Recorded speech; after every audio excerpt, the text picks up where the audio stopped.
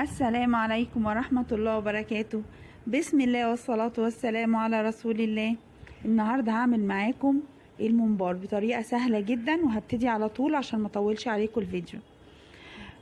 معانا رز طبعا يكون مغسول، رز مصري، ومعانا بصل مخرطاه، ومعايا طماطم مخرطاه صغيرة زي السلطة، ومعايا كزبرة وشبت. والتوابل اللي هستخدمها فلفل اسود وكمون وبهارات وشطة للي يحب، او انا حطيت معلقة هريسة حمراء.